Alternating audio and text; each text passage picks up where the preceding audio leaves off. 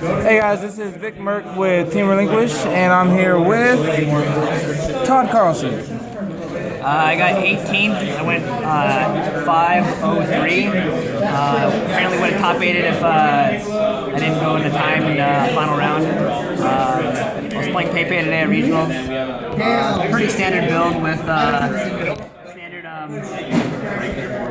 standard engine with 3 mages,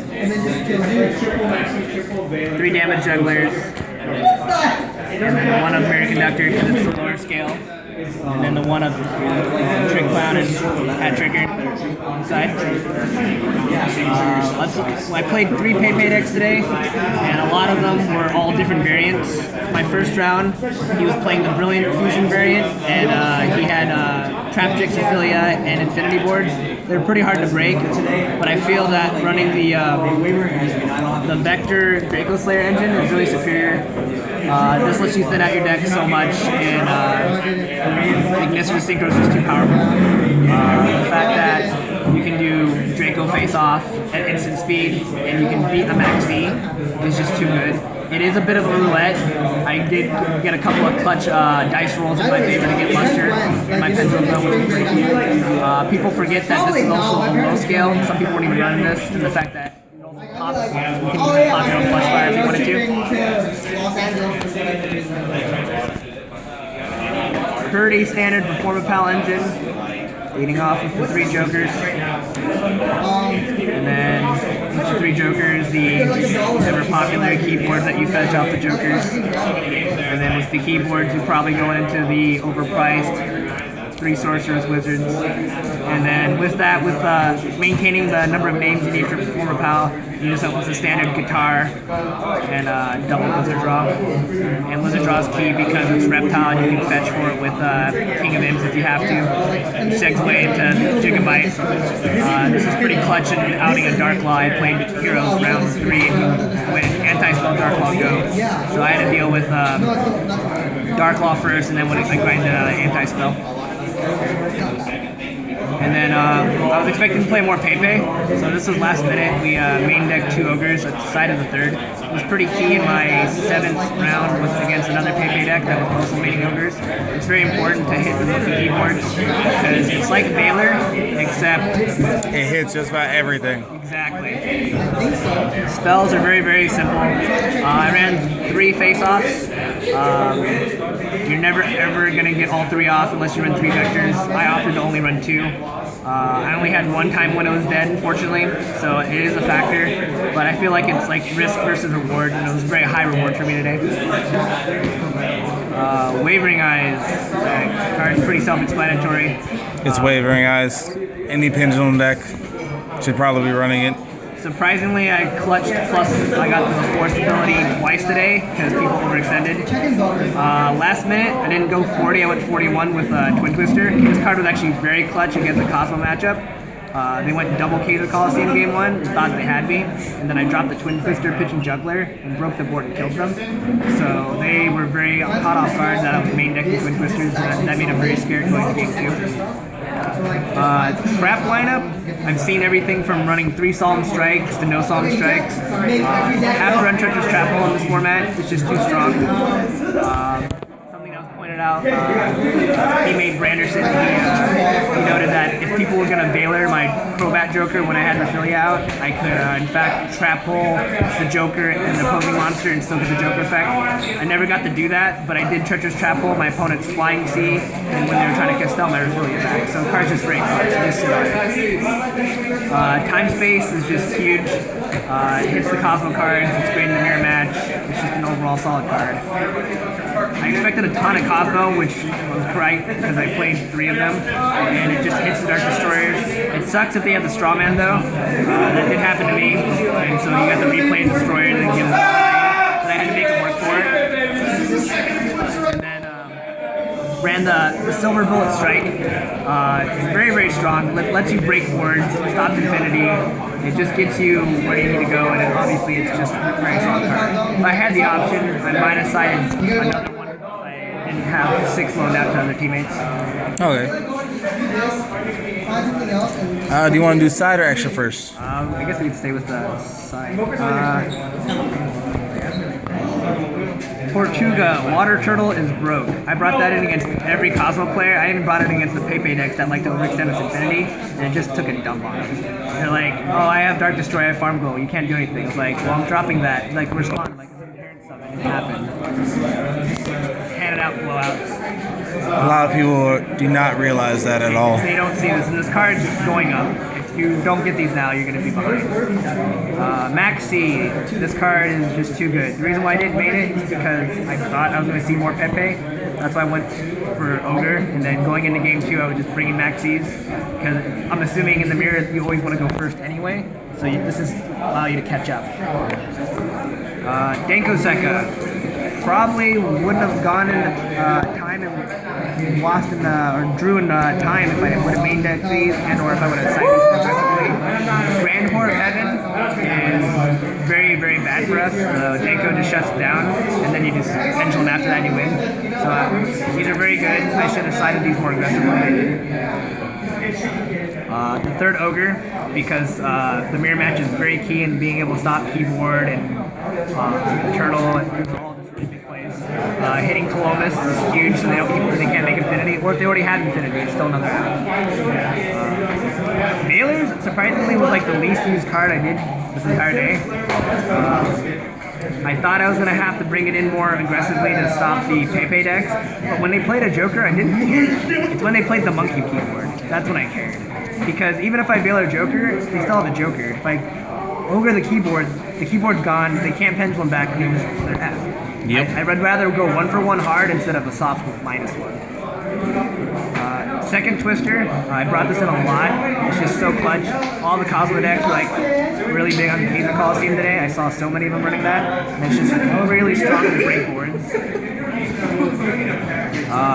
Regeki. I had a funny feeling I was going to see Dark Law because it's an inexpensive rogue deck, and this card just breaks it, and it helps, and it also baits out Infinity. I know a lot of people will just opt not to, but it's a one-sided win-win. Like, I don't see why you would decide it. And it's just Regeki. It is. Regeki. Card that I never got to play because I never felt I needed it. I never thought I'd say that.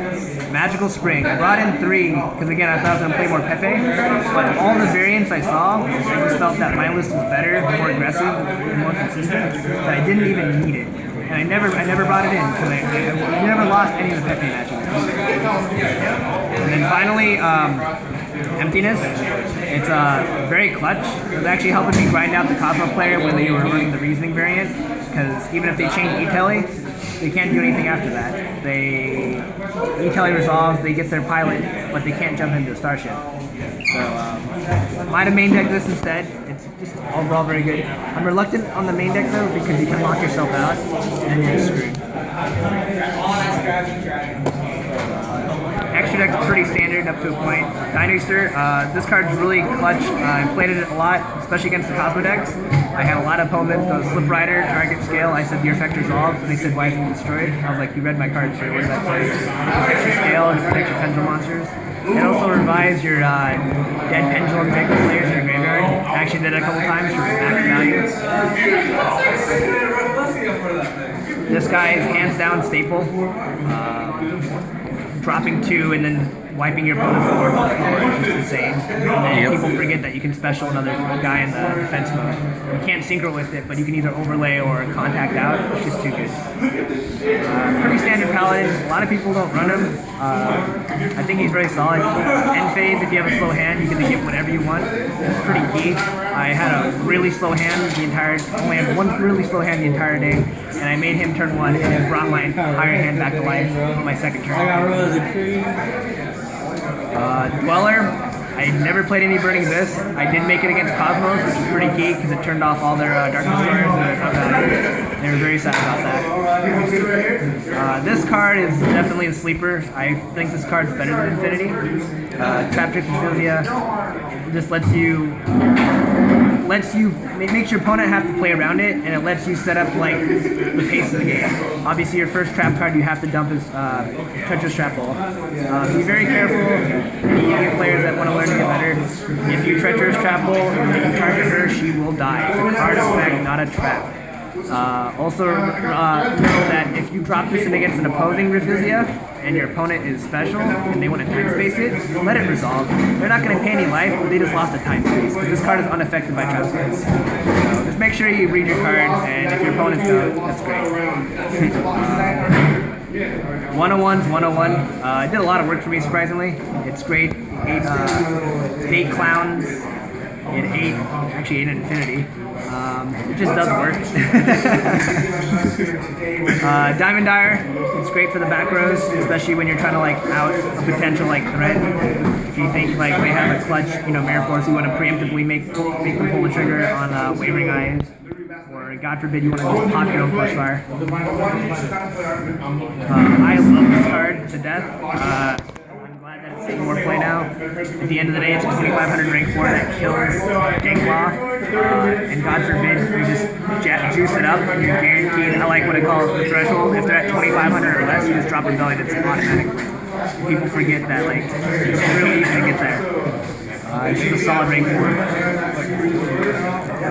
King of Imps, because you have 3 targets in the deck.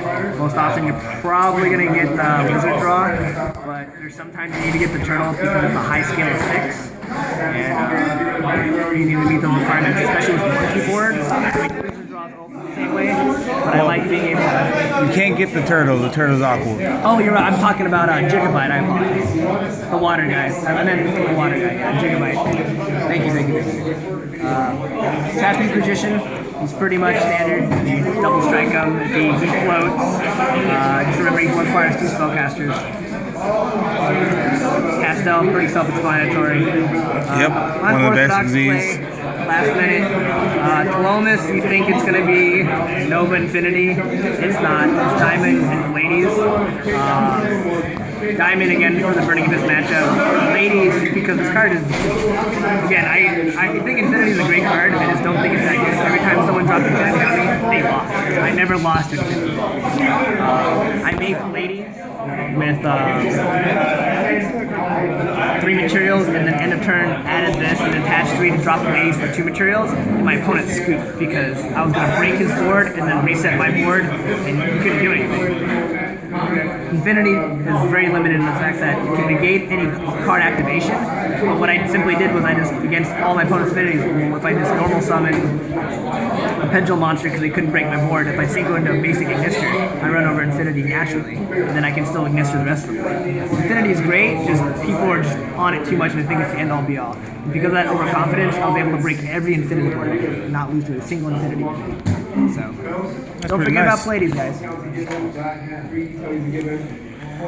So, what was your worst matchup today? I would think it was Heroes because they were main decking Anti-Spell and turn 1 Anti-Spell Darklaw is just so hard to break.